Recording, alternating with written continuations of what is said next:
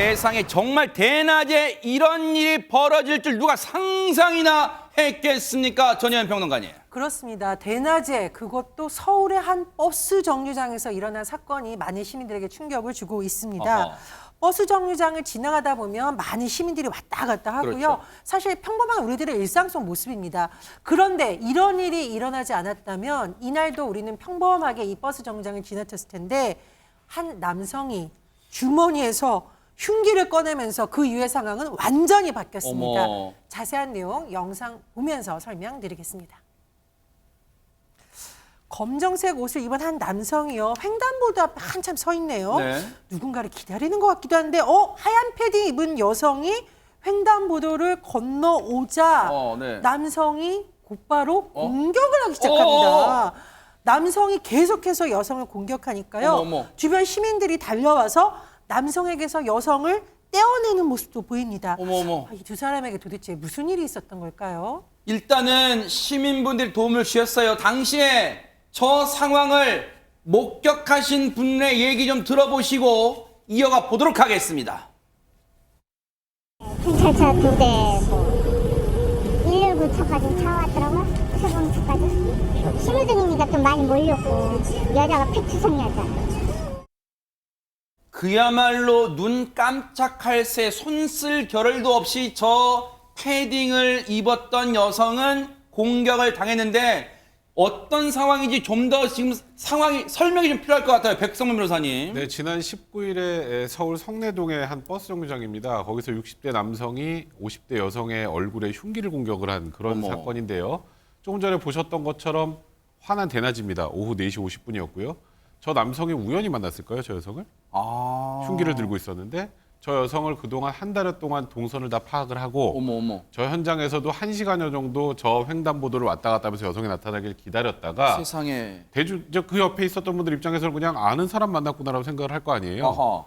근데 그 과정에서 갑자기 흉기를 휘두르는 상황이 됐고 주변 CCTV를 보면 이제 시민들도 그제서야 이제 상황의 심각성을 인지를 하고 바닥에 떨어뜨린 흉기를 발로 차고 가해자를 여성에서 떼어내는 그런 긴박한 모습까지 담겼다고 하는데요. 네. 저 가해자는 신고를 받고 출동한 경찰이 현행범으로 체포가 됐습니다. 네. 이 남성 체포 당시에 이런 얘기를 했다고 합니다. 뭐라고요? 난 저 여성을 죽이려고 했다. 어머.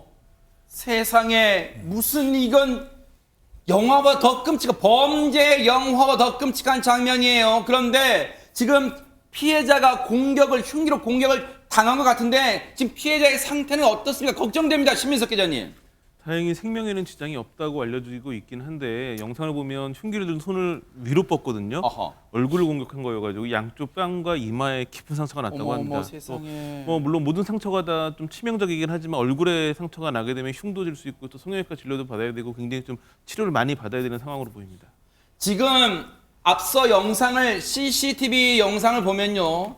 저 여성이 횡단보도를 건너오다가 보세요. 저 남성을 보고 흠칫 놀라죠. 흠칫 놀라죠.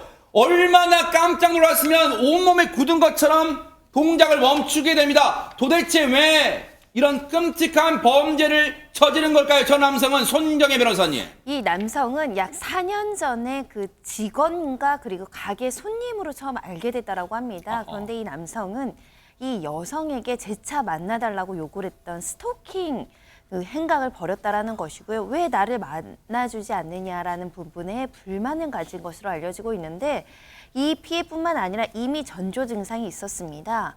이달에만 3차례 출근하는 피해자를 찾아갔다라는 것이고요.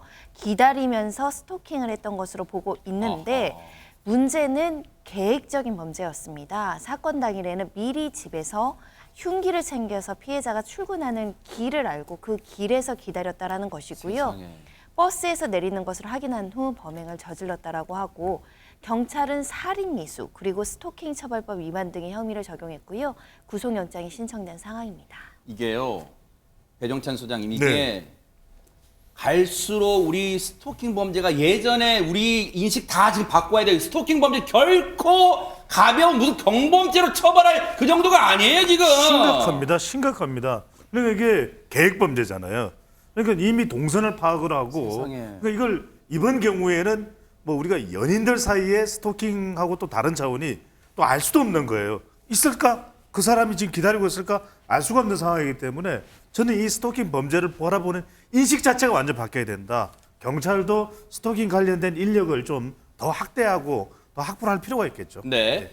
법무부도 스토킹 범죄에 대해서 반의사 불벌죄에서 이제 그거 없이도 의사에 반해서는 처벌하지 않던 거를 이제는 바꿔도 처벌을 원치 않아도 처벌한 쪽으로 바꾼다고 하니까 반드시 우리 사회가 스토킹 범죄를 뿌리 뽑는데 전력을 다해야 될 것 같다 이런 생각을 해봅니다.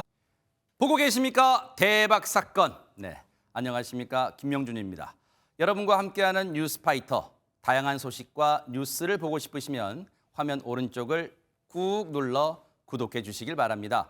TV로도 유튜브로도 여러분께 한 발 더 다가가겠습니다. MBN 뉴스와 뉴스파이터를 사랑해 주셔서 고맙습니다.